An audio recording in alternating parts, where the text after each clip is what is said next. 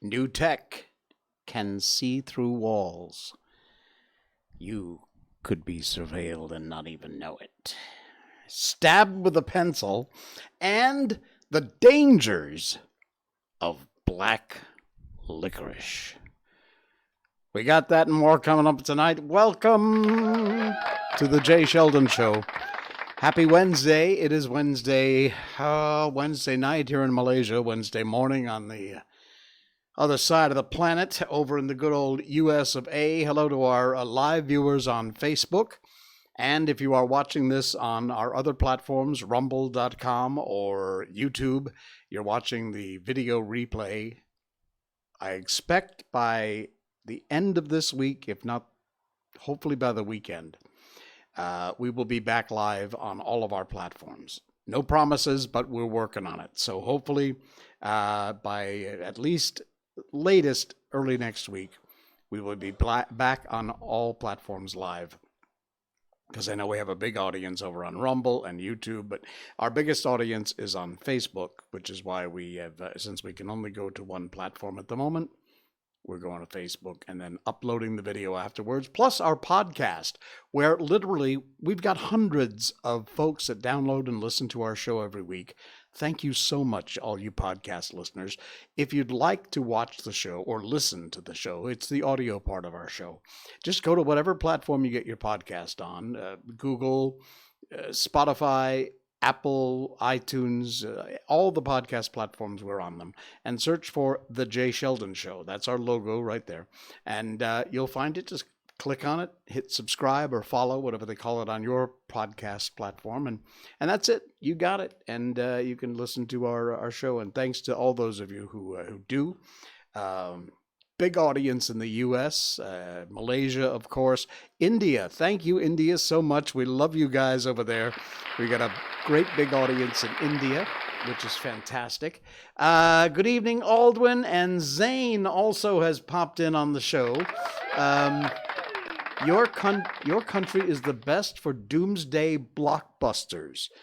You don't see Singapore opening doors to other dimensions. Oh, I don't know. What about, well, not Singapore, but what about that CERN thing? You know, that idiotic black hole thing they start up, which I saw an article. And look, I got as big of a tinfoil hat as anybody. But I saw an article that said, doesn't it feel in the last few years that something's twisted, something's off, things are just not right with the world in general? The stupid people are becoming even more stupid, and the ridiculous part is that people are actually listening to these morons, these losers. Anyway, somebody made the connection between the CERN, you know, that CERN thing that goes around and blasts and all that science crap. Anyway, somebody made a connection between that and having opened a portal to something else. I don't know. Whatever. I would have to rewire my whole tinfoil hat to get that in there. All right. So anyway, yeah, Zane, you're right. Other portals. Okay. Well, yeah, that's kind of related to what we're talking about on our first story tonight. Let's get to our Miko update first. Let's do that. All right. Miko update. Yeah. Oh man, the Miko update. Hang on, let me get over here to this picture. There we go. Remember I told you about that? There she is. I didn't get the picture on the show the other night. She had a pig ear tonight, so we had to sit with her while she ate it because she tries to eat the whole thing at once and can't swallow it. So we got through another pig ear this evening. She was very pleased about that. But this is Miko, who always looks good in red. And so there she is, and there's that tree I was talking about that has these, I don't know what it's called. I didn't look it up. I should have done that. But that's that tree that has all these beautiful red, bright red blossoms. And they happen to be falling on the ground and, you know, makes a great background for the little girl. So there she is. She's doing well. She's having a great time. And eating me out of house and home, which is good. But yeah, so she's doing very, very well. Okay, our first story tonight is scary. It sounds like sci-fi. It ain't. It's real. It's kind of opening a door to another dimension, only this is true. It's from freethink.com.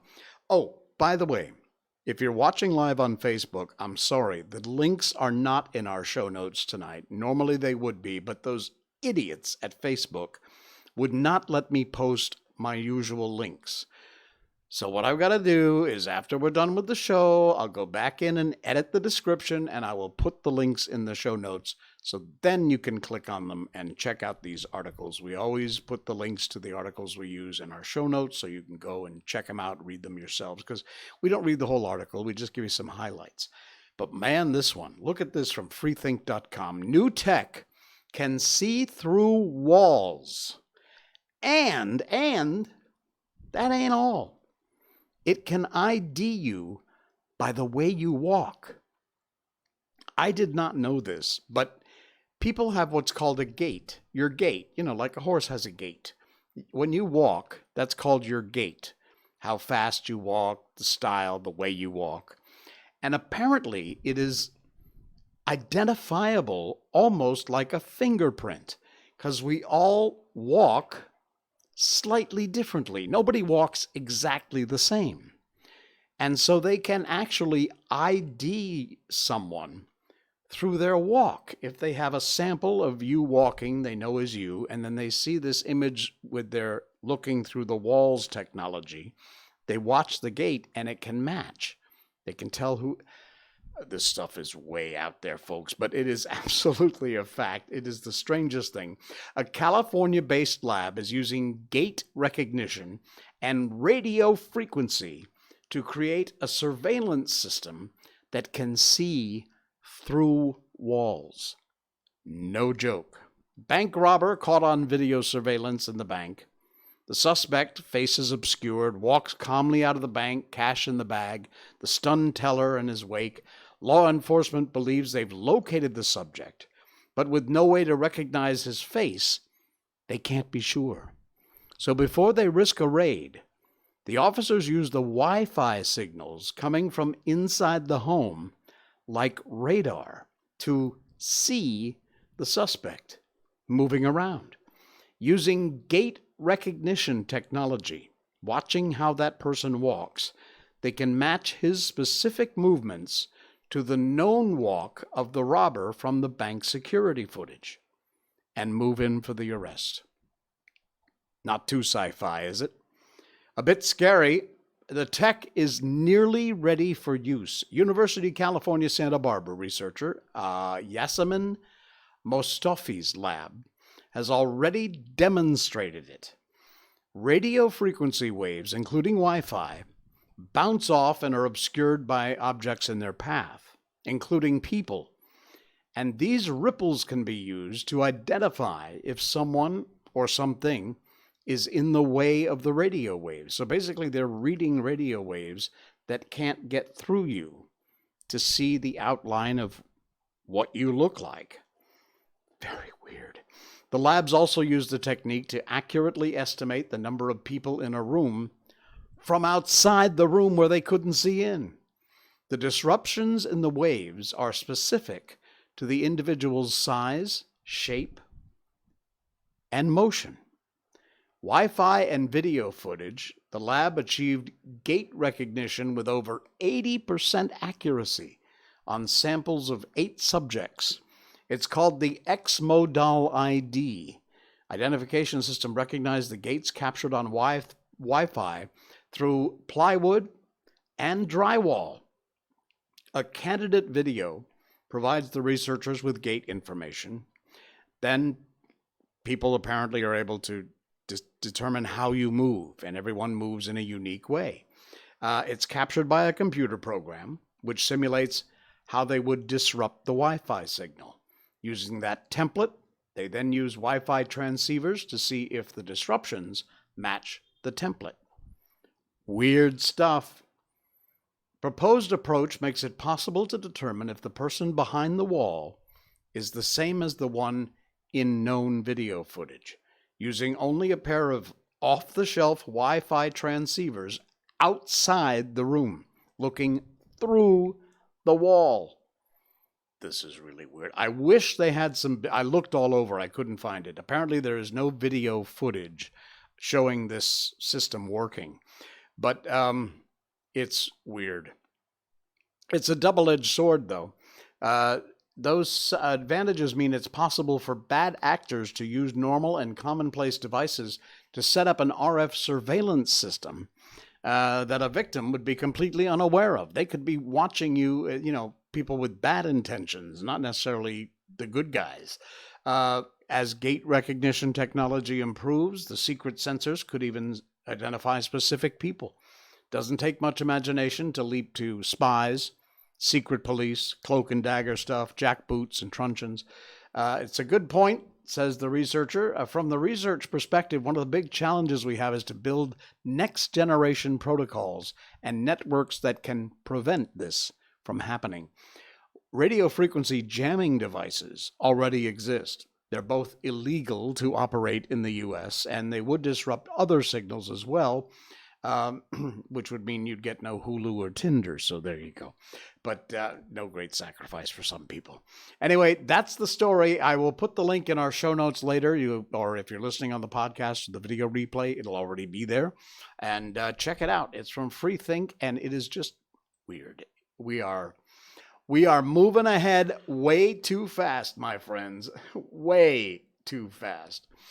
And I found another article I wanted to share with you, just briefly. Again, from freethink.com. Do you know what you're going to do with you when you die? No, I mean, are you going to be buried? Are you going to be cremated? Are you going to, what are you going to do? There's so many options these days. Now, some people's religious beliefs require them to do certain things, and that's their belief, and that's fine. You do you. Other people are able to make decisions or have choices about how they would like to be dealt with after they're dead. For example, I think, and I really need to decide because I'm closer to death than I am to birth. But what a morbid thought. Anyway, hey, it's just the truth. That's what you're going to get from me is honesty, all right? I think I want to be cremated, but here's the thing. I've said this before. If you know me at all, you know what a huge fan of fireworks I am. I absolutely love fireworks to death. Fireworks have made me cry. They were, at one point, they were just so beautiful. I actually teared up. I know, I'm a weakie, but, there you go.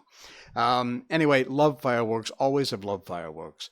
And I saw a company, I think it's in the U.S., I saw a company that would take your ashes after you're cremated, mix them in the ball with the firework, and then, boom, shoot you up in the air. Can you imagine? Your last thing is a giant chrysanthemum firework exploding in the sky. Baby, you're a firework. Yeah, see, I told you I can't sing. Anyway, I think that would be the coolest thing ever. If I could find a way to do that, I would do that. For those of you who are a bit more concerned about the planet, with all this climate change crap going on lately, here's an idea for you. Links in our show notes. It's from Freethink. America's first funeral home for composting human remains is open for business. Apparently, they think we're living in a very death-positive society these days.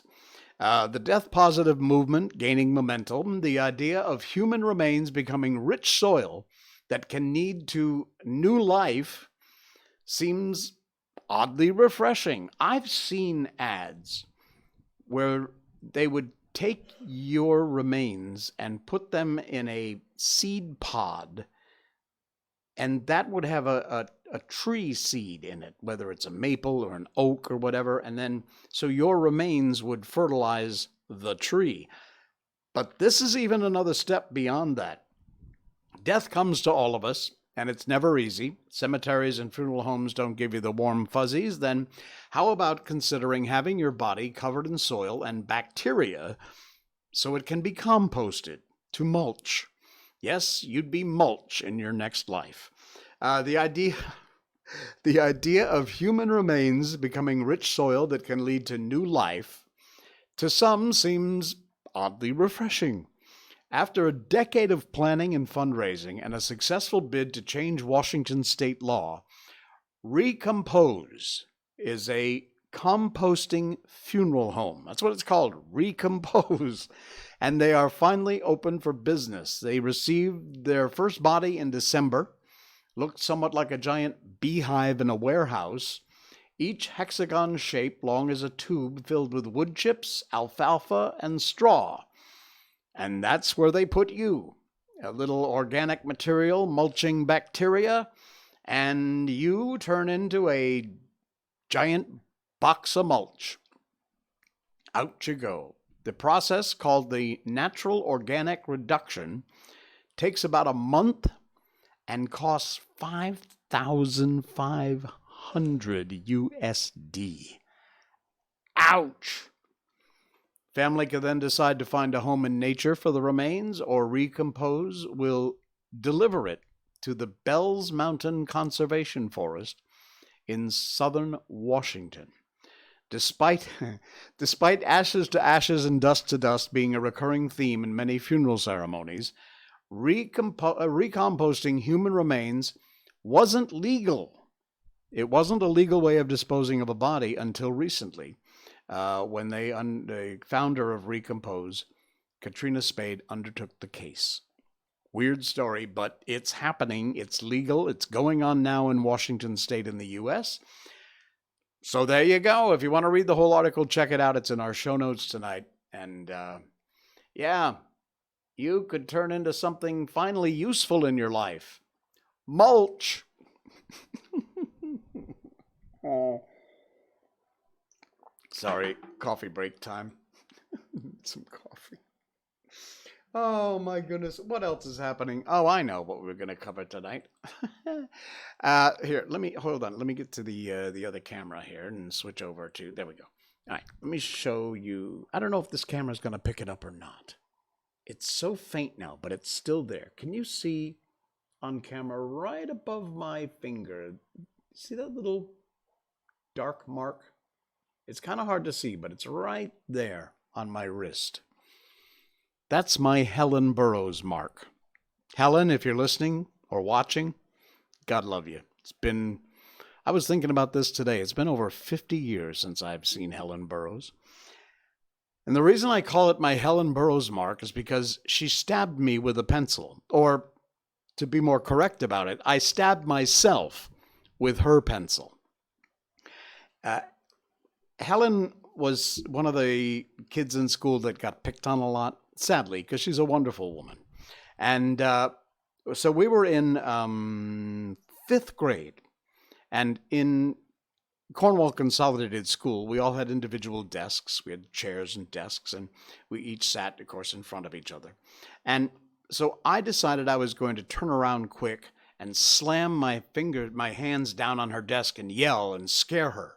She was behind me. So I would whip around and go, boom, bah, like that. So I did. I whipped around and I went, bleh. What I didn't know is Helen was sitting like this on her desk, and right here was her pencil sticking up point end. So when I went, bah, I lifted up my hand and her pencil was stuck in my wrist. Didn't go in far, just the little lead part. I mean, it's graphite, but the little graphite part on the end that was sharpened went in there. So I was like, joke was on me, pulled the pencil out, gave it back, sorry, turned around and minded my own business. That was in 5th grade. I would guess, how old would I have been in 5th grade? Maybe 12?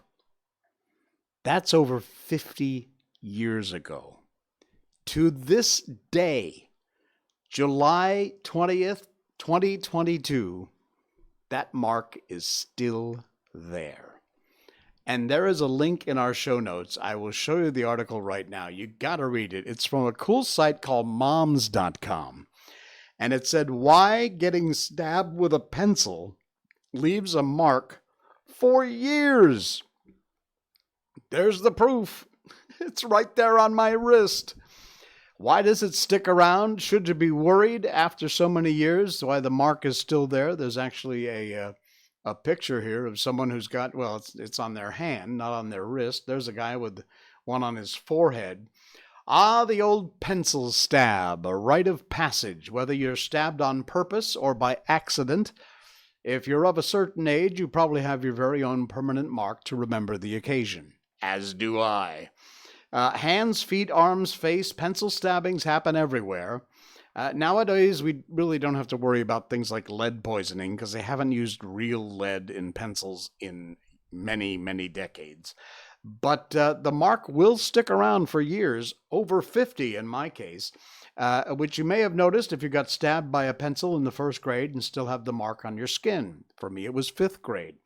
And people on Twitter recently shared their own pencil stabs. It is hilarious how relatable they all were.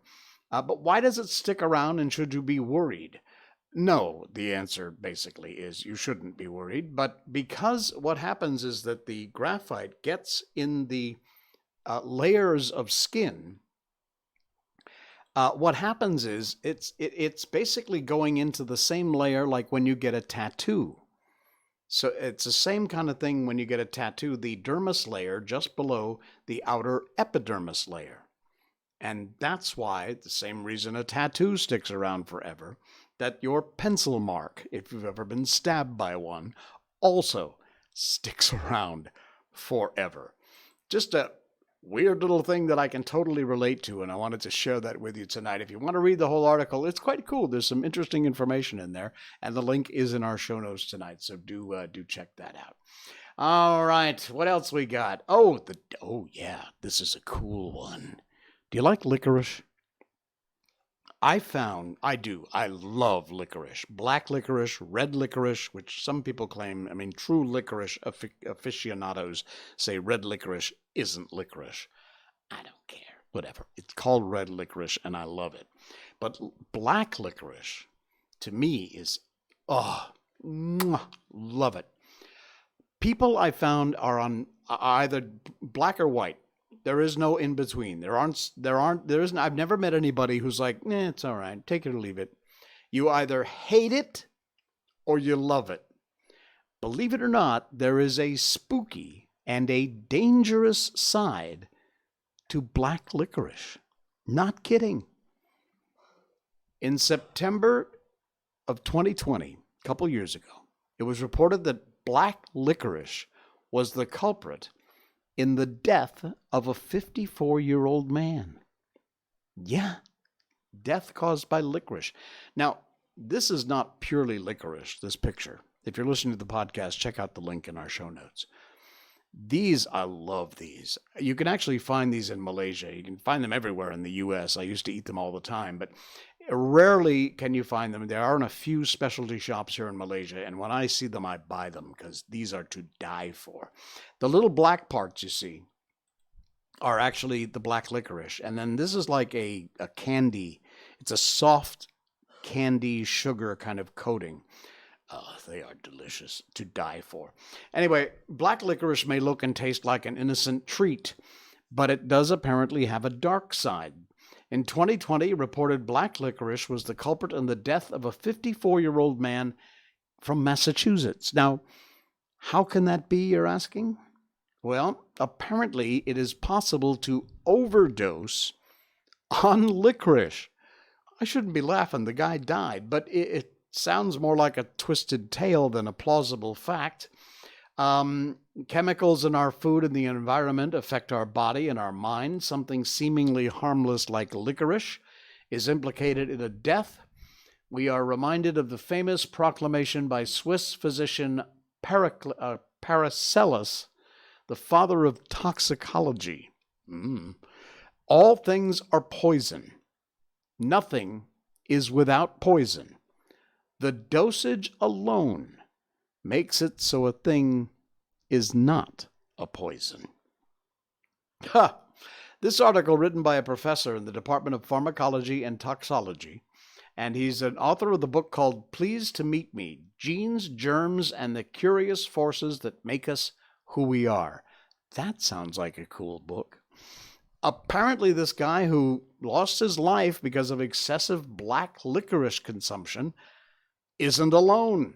There are a smattering of similar cases in medical journals in which patients experienced hypertension crisis, muscle breakdowns, or even death because of an OD of black licorice. Look, I like black licorice, but I'm not going to eat that much of it. Adverse reactions most frequently seen in people over the age of 40 who are eating far more black licorice than the average person. They're usually consuming the product over prolonged periods of time. And in the most recent case, in 2020, the guy in Massachusetts, he had been eating a bag and a half of licorice every day for 3 weeks. Man. Now that kind of doesn't surprise me. A bag and a half of licorice every day for 3 weeks. Are you out of your mind? Licorice, if you didn't know, is a flowering plant native to parts of Europe and Asia. Its scientific name, Glycyrrhiza. Glycyrrhiza, derived from the Greek word glykos, sweet, and rhiza, root. The aromatic extract from its roots has been used as an herbal remedy for a lot of health maladies, everything from heartburn to stomach issues to sore throats and cough. But there is insufficient evidence to support that licorice is effective in treating any medical conditions. Anyway, that's a picture of what the licorice plant looks like. And there's more information in that article. You want to check it out. But yes, it is possible, in case you woke up this morning and said, could I die from eating licorice? Apparently, the answer is yes, you can. Don't eat that much. All right, couple more articles here, and then we are going to move on to our book, The Adventures of Sherlock Holmes. I think we're going to wrap up this one tonight. Bonodori, as you know, just happened last weekend. It was a huge success. I think I saw estimates of 35,000 over people who attended. Fantastic, absolutely incredible. And guess what? It ain't over. Well, Bonodori is over, but check this out from World of Buzz. Links in our show notes if you want all the details. After Bonodori, another Japanese festival is coming to Malaysia on the 27th of July. That's just 7 days from now. It is Nihon Matsuri. And the Nihon Matsuri Festival will be happening 27th of July. See that? 35,000 people over gathered and celebrated the beauty of the culture of Japan. And if you missed it, or you couldn't get enough, or you just can't get enough of Japanese festivals, fret not. Another huge festival coming at the end of July, organized by Trumpet International. The Japanese festival, named Nihon Matsuri, will be held from the 27th to the 31st of this month, just a week away, at Stadium Bukit Jalil Car Park B. According to the Embassy of Japan here in Malaysia, 5-day-long festival will be the largest Japanese event held in Malaysia this year, the purpose of promoting and advocating Japanese culture to Malaysians. And there you go, Nihon Matsuri, 27th through 31st at Bukit Jalil Stadium Car Park. And it'll be filled with games, cultural performances, photo spots, food, of course, beverages, and many more things lined up. And there will be Sakura and Shinto gate photo spots for Malaysians to experience what it's like in Japan, sort of, as well as a lot of food choices. And wow, very cool idea. Also, this is what's going to draw me to this thing. The kendo and drum performances will be available. Yosakoi Soran kendo and drum performance is also available. Unlike Bon Odori, where people are free to join, The Nihon Matsuri entrance ticket has a price of $10, so it will cost you $10 to get in. And that's single day entrance, but that's really very, very cheap and lots of stuff going on. There's a link there in the article where you can get advance tickets, so do check that out, and it should be a lot of fun. I hope I can make this one, because I was very upset I missed Obon Festival this year in Malaysia after it finally came back. So, there you go. Yet another one happening here. All right, we always wrap up our show. By the way, no, I'm going to save it. I'll save it for our next show on Saturday night. It's an article Zane posted, but I had comments. It'll be old news by that time, but it's still valid because I'm sure it will still be happening. The stupidity of people on trains. I know. We'll get to it. We already covered something like this before. We're going to cover it again. All right, we always end with a little piece of good news, and this touched my heart. It's from one of my favorite sites on Facebook called Heartwarming, and it involves this picture of a shirt. And as I recall, come to think of it, I think my father had a shirt that looked like this. Anyway, the article, or the write-up about this shirt with all the holes burned into it, reads like this. Please listen closely. You see this old shirt? I wore it to my son's first baseball game tonight. Not because I wanted to, but because I'd just gotten off work. I'm a welder. Clothes don't last long before they just catch on fire constantly. Remember, I had just gotten off work in time to make it to my son's first ever baseball game. Everyone was staring at me up and down, as if I were trash. Steady looking me up and down. Yes, my shirt has holes in it, because this shirt has caught fire more times than I can say, along with every other shirt I work in. What they don't know is that this shirt also helped me pay bills and put food on the table. Quit judging people by what they wear. I'm not poor, and I'm not worthless. I work for a living, and all I have is work and bedtime clothes, and I'm in the only one that sponsored my kids' team. Where was your suit and tie when it came to signing up to be a sponsor? Wow. Do not judge a person by what they wear. A book by its cover, as they say. Well said. And I'll stick that link in the show notes, too. You can find that at the bottom of the list and check it out. Again, I've read the whole thing, so you can read it again if you want. But more importantly, maybe you can take that and share it on your own page or tweet it out and let people know. Don't judge people like that, huh? All right, you ready for a little Sherlock? I am. We were on the case of the blue... Wow! What was that? That's not supposed to be there. Watch live as I fix my Sherlock Holmes book title cover page. There we go. I don't know what's going on with this thing. There you go. Now you can see me and the book cover. All right, we are... We are doing Sherlock Holmes, and we've been dealing with the case of the Blue Carbuncle, and I think we're probably going to wrap this up tonight. So, by the way, I don't know what's going to happen with that book cover. When it changes automatically to the next one, it may take over the screen again. I have no idea, so we'll figure it out when we get there. All right, well, Mr. Henry Baker showed up after they invited him to... the place with their advertisement in the newspaper, if you've been following along on our adventures of Sherlock Holmes in this particular case.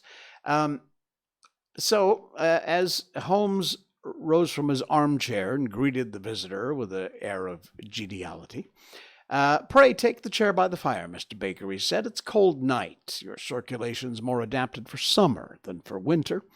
And Watson had just arrived. And Holmes said, "Is that your hat, Mr. Baker?" "Yes, sir. undoubtedly is my hat. He was a large man with rounded shoulders, a massive head, and a broad, intelligent face sloping down to a pointed beard of grizzled brown. A touch of red in the nose and cheeks, with a slight tremor of his extended hand, recalled Holmes' surmise as to his habits. His rusty black frock coat was buttoned right up in front, with the collar turned up and his lank wrists protruding from his sleeves without a sign of cuff or shirt.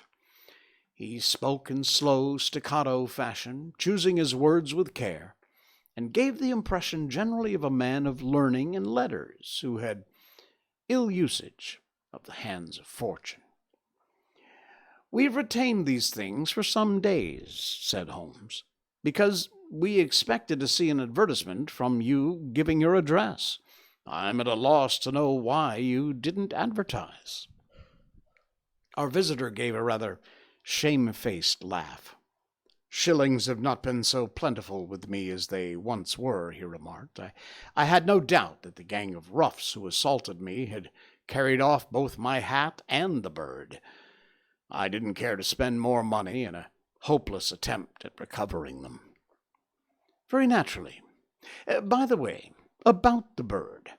We were compelled to eat it." "To eat it?" Our visitor half rose from his chair in the excitement. "Yes, it would have been of no use to anyone who had not done so, but I presume that this other goose upon the sideboard, which is about the same weight and perfectly fresh, will answer your purpose equally well." "Oh, certainly, certainly," answered Mr. Baker with a sigh of relief.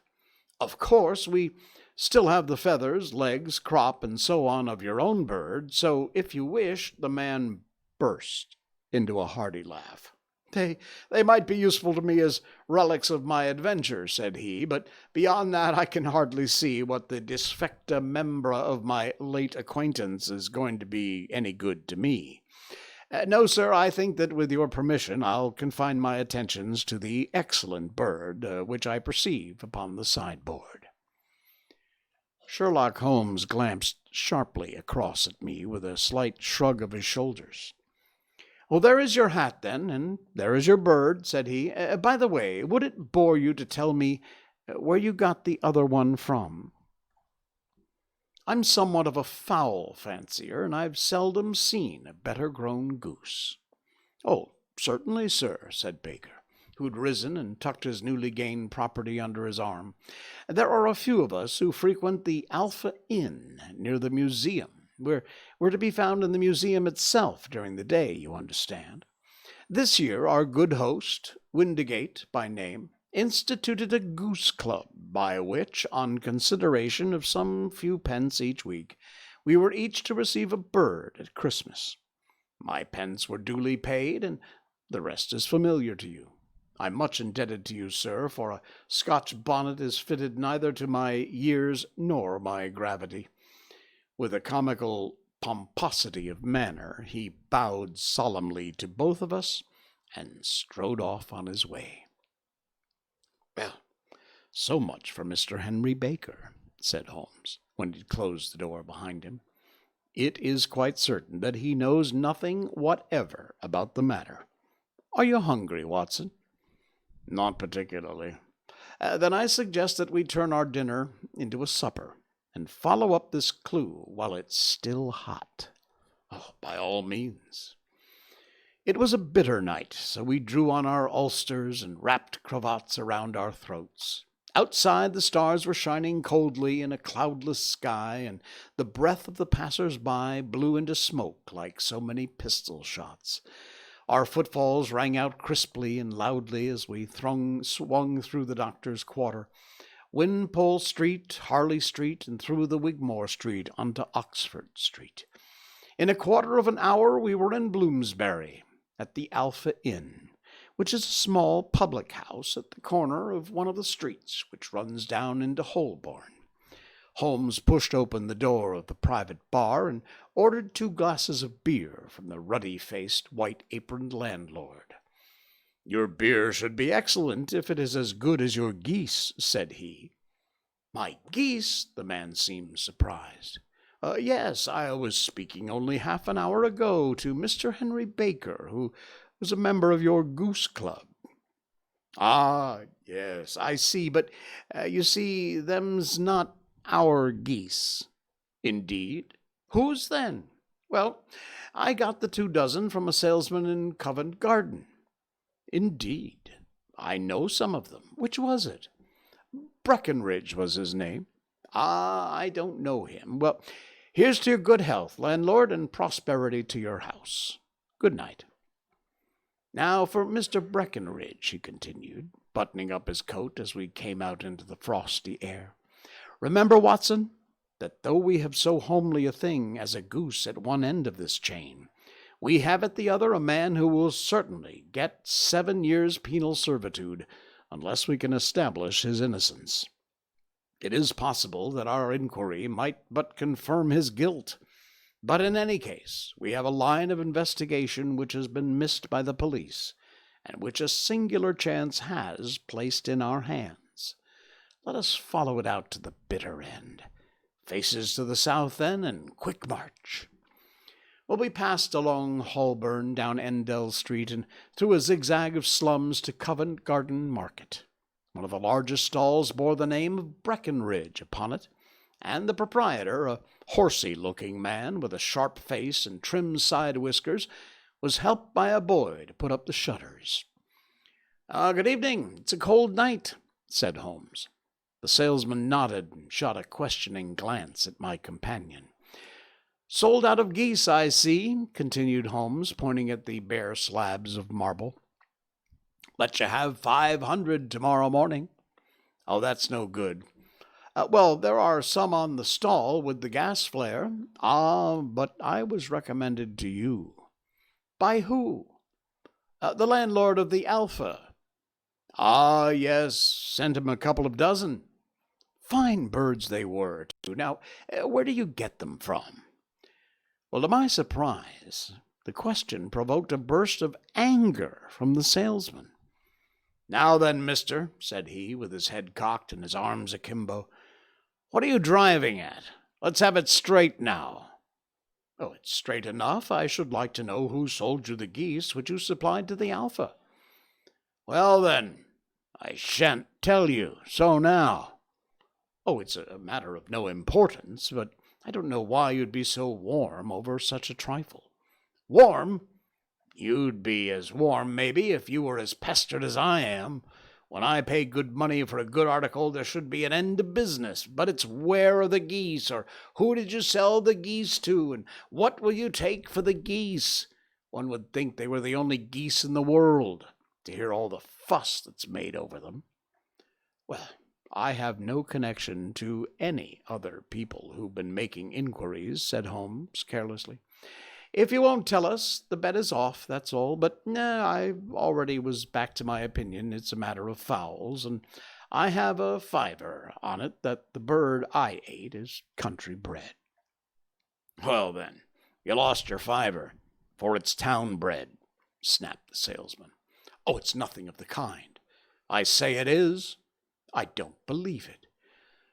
Do you think you know more about fowls than I, who've handled them ever since I was a nipper? I'll tell you, all those birds went to the Alpha were town bred. Well, you'll never persuade me to believe that. Will you bet, then? It's merely taking your money, for I know that I'm right, but I'll have a sovereign on with you, just to teach you not to be obstinate. The salesman chuckled grimly. Bring me the books, Bill, said he. Well, the small boy brought round a small, thin volume, and a great greasy black one, laying them out together beneath the hanging lamp. Now then, Mr. Cocksure, said the salesman, I thought that I was out of geese, but before I finish you'll find there is still one left in my shop. You see this little book? Well, that's the list of the folk from whom I buy. D'ye see? Well, then, here on this page are the country folk, and the number after their names are where their accounts are in the big ledger. Now then, you see this other page in red ink? Well, that's a list of my town suppliers. Now you look at that third name. Read it out to me. Mrs. Oakshott, 117 Brixton Road, 249, read Holmes. Quite so. Now, turn that up in the ledger. Holmes turned to the page and indicated, Here you are. Mrs. Oakshott, 117 Brixton Road, egg and poultry supplier. Now then, what's that last entry? December 22nd, 24 geese at 7 shillings 6. Quite so. There you are. And underneath? Sold to Mr. Windigate of the Alpha at 12 shilling. What do you have to say now? Sherlock Holmes looked deeply cringed. He drew a sovereign from his pocket, threw it down on the slab, turned away with the air of a man whose disgust is too deep for words, and a few yards off he stopped under the lamp-post and laughed in the hearty, noiseless fashion which was popular to him. When you see a man with the whiskers of that cut and the pink protruding out of his pocket, you can always draw him by a bet, he said. I dare say if I'd put £100 down in front of him, the man wouldn't have given me such a complete information as was drawn from him by the idea that he was doing me on a wager. Well, Watson, we are, I fancy, nearing the end of our quest. The only point which remains to be determined is whether we should go on to Mrs. Oakshott tonight, or whether we should reserve it for tomorrow. It's clear from what that surly fellow said there are others besides ourselves who are anxious about the matter, and I should... His remarks were suddenly cut short by a loud hubbub which broke out from the stall that we'd just left. Turning around, we saw a little rat-faced fellow standing in the center of the circle of yellow light, which was thrown by the swinging lamp, while Breckenridge, the salesman, framed in the door of his stall, was shaking his fist fiercely at the cringing figure. I've had enough of you and your geese, he shouted. I wish you were all at the devil together. If you come pestering me any more with your silly talk, I'll set the dog at you. You bring Mrs. Oakshott here, and I'll answer her. But what have you to do with it?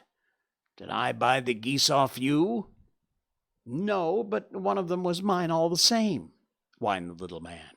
Well then, ask Mrs. Oakshott for it. She told me to ask you. Well, you can ask the King of Prussia for all I care. I've had enough of it. Get out of this. He fiercely rushed forward, and the inquirer flitted away into the darkness. Ha! This may save us a visit to Brixton Road, whispered Holmes. Come with me, and we'll see what's to be made of this little fellow. And that's where we'll leave it for tonight. In the adventures of Sherlock Holmes and this, the mystery of the Blue Carbuncle. We'll wrap this adventure up on Saturday night on our stream and move on to yet another adventure of Sherlock Holmes. That's going to do it for tonight. Thanks for listening in on our podcast and watching in on our live stream on Facebook, and of course our video replay on rumble.com and YouTube also. We'll see you over there. And please do like, follow, and subscribe. Really helps a lot. Doesn't cost you a dime. Aldwin. What now? No Way Home is being released on the 8th of September in Golden Screen Cinemas, this time with more fun stuff. Do you plan to watch it? Again, I'm always honest with you about this stuff. I wouldn't go out of my way to watch it because I told you before, I'm not a big fan. If I get a chance, yes, I probably will.